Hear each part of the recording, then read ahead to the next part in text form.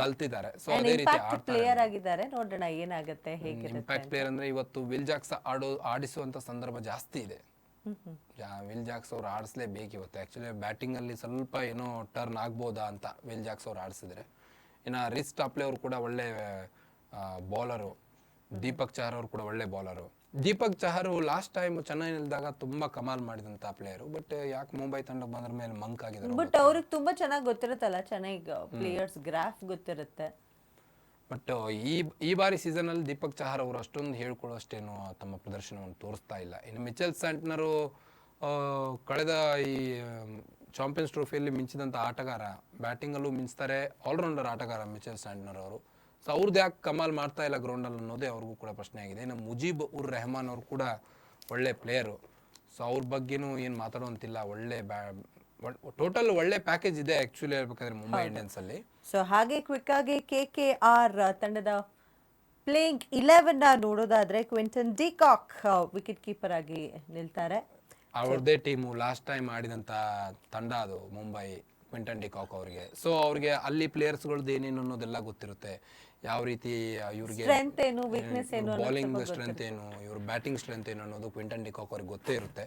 So ಅದೆಲ್ಲೋ ಒಂದು ಕಡೆ KKRಗೆ advantage ಆಗುವಂಥದ್ದು ಸಕಲ ಇದಿರುತ್ತೆ. ಸಿದ್ಧತೆಯನ್ನು ನಡೆಸಿರ್ತಾರೆ ಕ್ವಿಂಟನ್ ಡಿಕಾಕ್ ಅವರು ಅಂತ. ನಿಜಾಗ್ಲೂ.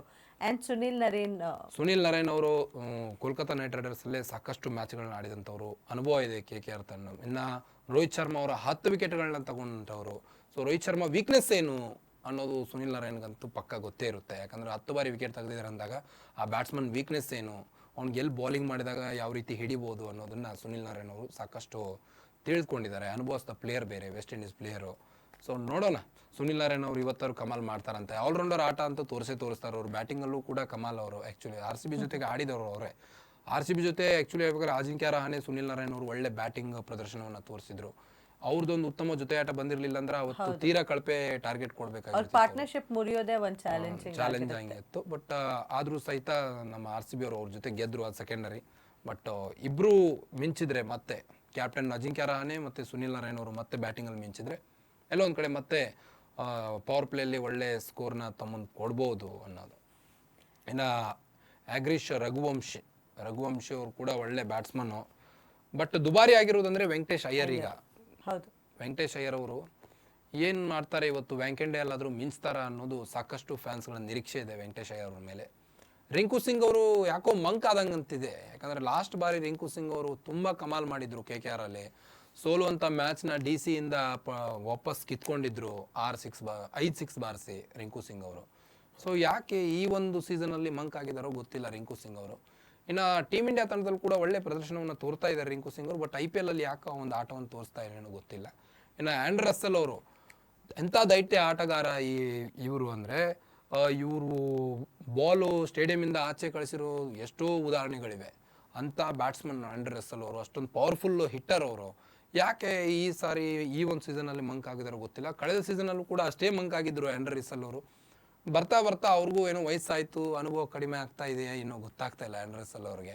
ಸೊ ಅವರು ತಮ್ಮ ಜವಾಬ್ದಾರಿಯನ್ನು ಎಲ್ಲೋ ಮರ್ತಂತಿದೆ ಆ್ಯಂಡ್ರೆ ರಸೆಲ್ ಅವರು. ಸೊ ಅವ್ರು ಮತ್ತೆ ಪುಟಿದೇಳಬೇಕು ಆ್ಯಕ್ಚುಲಿ ಹೇಳ್ಬೇಕಾದ್ರೆ.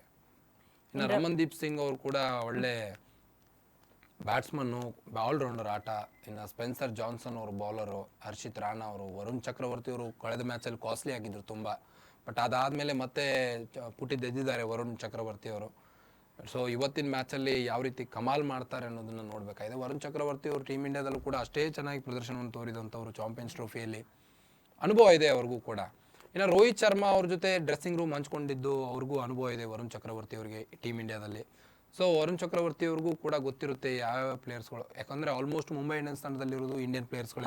ಇನ್ನು ಡ್ರೆಸ್ಸಿಂಗ್ ರೂಮ್ ಹಂಚಿಕೊಂಡಿರುವಂಥ ಅನುಭವ ಇದೆ ವರುಣ್ ಚಕ್ರವರ್ತಿಗೆ. ಅವ್ರ ಜೊತೆ ಎಲ್ಲ ಆಟಗಾರರ ವೀಕ್ನೆಸ್ ಏನು, ಅವ್ರಿಗೆ ಎಲ್ಲಿ ಬೌಲಿಂಗ್ ಆಗಬೇಕು ಹೇಗೆ ಅನ್ನೋದೆಲ್ಲ ವರುಣ್ ಚಕ್ರವರ್ತಿ ಕೂಡ ಪ್ರಾಕ್ಟೀಸಲ್ಲೆಲ್ಲ ಅರ್ತ್ಕೊಂಡು ಬಿಟ್ಟಿರ್ತಾರೆ ಯಾವ ಪ್ಲೇಯರ್ ಹೇಗೆ ಅಂತ. ಸೊ ಅದೊಂದು ಅಡ್ವಾಂಟೇಜ್ ಆಗುತ್ತೆ ವರುಣ್ ಚಕ್ರವರ್ತಿ. ವೈಭವ್ ಅರೋರಾ ಇಂಪ್ಯಾಕ್ಟ್ ಪ್ಲೇಯರ್ ಆಗಿ ಇವತ್ತು ಗ್ರೌಂಡಿಗೆ ಇಳಿತಾರ ನೋಡಬೇಕು ಅಷ್ಟೇ.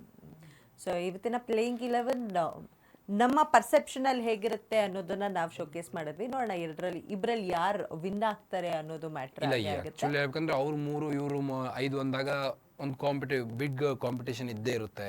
ಯಾರು ಗೆಲ್ತಾರೆ ಅನ್ನೋದನ್ನ ನಿರೀಕ್ಷೆ ಮಾಡೋಕ್ಕಾಗಲ್ಲ. ವಿನ್ನಿಂಗ್ ಪ್ರೊಡಿಕ್ಷನ್ ನೋಡಿದಾದ್ರೆ ಜಾಸ್ತಿ KKR ಇರುತ್ತೆ ಇವತ್ತು. ನಾನು ನೋಡಿದ್ದೀನಿ ವಿನ್ನಿಂಗ್ ಪ್ರಾಬಬಿಲಿಟಿ ಜಾಸ್ತಿ ಕೋಲ್ಕತ್ತಾಗೆ ಇರೋದೆ.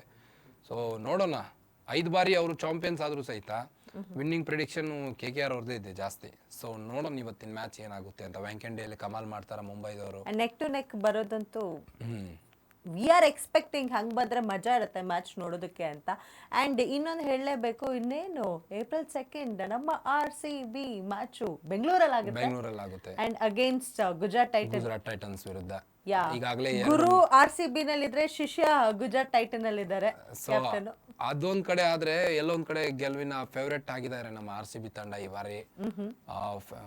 ಇನ್ಸ್ಟಾಗ್ರಾಮ್ ಅಲ್ಲಿ ಫಾಲೋವರ್ಸ್ ನ ಹೆಚ್ಚಿಸ್ಕೊಂಡಿದ್ದಾರೆ, ಅದೊಂದು ಖುಷಿ ಬೇರೆ. 17.8 ಮಿಲಿಯನ್ ಆಗಿರುವಂತದ್ದು ಚೆನ್ನೈ ಸೂಪರ್ ಕಿಂಗ್ಸ್ ನ ಕೆಳಗಿಳಿಸಿ ನಾವು ಮೇಲೋಗಿರೋದೇ ತುಂಬಾ ಖುಷಿ ಆಗಿದೆ. 7.7 ಇದೆ ಚೆನ್ನೈ ಅವ್ರದ್ದು, ನಮ್ದು 7.8 ಆಗಿದೆ. ಸೊ ಅದೊಂದ್ ಕಡೆ RCB ಅವರಿಗೆ ಮತ್ತೊಂದು ಹುಮ್ಮಸ್ ತಂದಂತಾಗಿದೆ. ನಾವು ನಮ್ಮ ಫ್ಯಾನ್ಸ್ ಇಷ್ಟು ಲಾಯಲ್ ಆಗಿದಾರ ಅನ್ನೋದನ್ನ ಆಟಗಾರರಿಗೆ ಕನ್ಫ್ಯೂಷನ್ ಆಗುತ್ತೆ ಕೆಲವೊಮ್ಮೆ. ನಾವು ಇಷ್ಟು ಸಲನೂ ಆಯ್ತು ಕಪ್ ಗೆದ್ದಿಲ್ಲ, ಈ ಸಲ ಕಪ್ ನಮ್ದೆ, ಈ ಸಲ ಕಪ್ ನಮ್ದೆ ಅಂತ ಹೇಳ್ಕೊಂಡೇ ತಿರುಗ್ತೇವೆ. ಬಟ್ ನಮ್ಮ ಕಪ್ ಇದುವರೆಗೂ ದೊರಕಿಲ್ಲ. ಆದ್ರೂ ಸಹಿತ ಆ ಲಾಯಾಲಿಟಿನ ಮೇಂಟೈನ್ ಮಾಡ್ತಾ ಬಂದಿದಾರಲ್ಲ ನಮ್ಮ ಫ್ಯಾನ್ಸು. ನಿಜಕ್ಕೂ ಅವ್ರಿಗೊಂದು ಹ್ಯಾಟ್ಸ್ ಆಫ್ ಹೇಳ್ತೇನೆ ಮೊದಲಿಗೆ ಫ್ಯಾನ್ಸ್ಗೆ ನಾನು. ಸೊ ಅದೇ ಪ್ರೀತಿ ಇರಲಿ. ನಾಳೆ ಏಪ್ರಿಲ್ 2ನೇ ತಾರೀಕು ಕೂಡ GT ಜೊತೆಗೆ ಅದೇ ರೀತಿ ನಮ್ಮ ತಂಡದ ಎಲ್ಲ ಆಟಗಾರರು ಅಷ್ಟೇ ಚೆನ್ನಾಗಿ ಆಡ್ಲಿ. ಆ್ಯಂಡ್ ನಮ್ಮ ಕೊಹ್ಲಿ ಅವರು ಕೂಡ ಒಳ್ಳೆ ಬ್ಯಾಟಿಂಗ್ ಆಡ್ಲಿ ಅಂತ ನಾನು ಕೇಳೋದು. ಹೌದು, ಬೇರೆ ಗ್ರೌಂಡ್ ನಲ್ಲಿ ಆಡ್ಬೇಕಾದ್ರೆ ಆ ಲೆವೆಲ್ ಸಪೋರ್ಟ್ ಇತ್ತು. ಇನ್ನ ನಮ್ಮ ಚಿನ್ನಸ್ವಾಮಿ ಸ್ಟೇಡಿಯಂ ನಲ್ಲಿ ಕೇಳಲೇಬೇಕಾ, ಅದು RCB ತವರಲ್ಲಿ ಆಡ್ತಾ ಇದೆ ಅಂದ್ರೆ ಸಿಕ್ಕಾಪಟ್ಟೆ ಜೋರಾಗಿರುತ್ತೆ.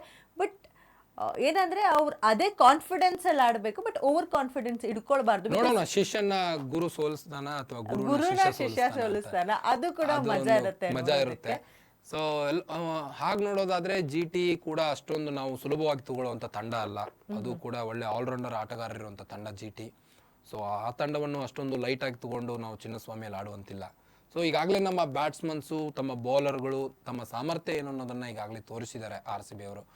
2 ಬಲಿಷ್ಠ ತಂಡಗಳ ಜೊತೆಗೆ ಗೆದ್ದು ಪಾಯಿಂಟ್ಸ್ ಟೇಬಲ್ ಅಲ್ಲಿ ಅಗ್ರಸ್ಥಾನದಲ್ಲಿದ್ದೇವೆ. ಒಳ್ಳೆ ರನ್ ರೇಟ್ ಕೂಡ ಇದೆ ನಮ್ದು. ಅದೇ ರನ್ ರೇಟ್ನ ಅದೇ ಪಾಯಿಂಟ್ಸ್ನ ಮೇಂಟೈನ್ ಮಾಡ್ತಾ ನಮ್ಮ RCB ಬಂದ್ರೆ ಖಂಡಿತ ಈ ಬಾರಿ ಪ್ಲೇ ಆಫ್ ಹೋಗಿ ಕಪ್ ಗೆಲ್ಲೋದಂತೂ ನಾವೇ. ಈ ಸಲ ಕಪ್ ನಮ್ದೆ. ಅಂತೀರಾ?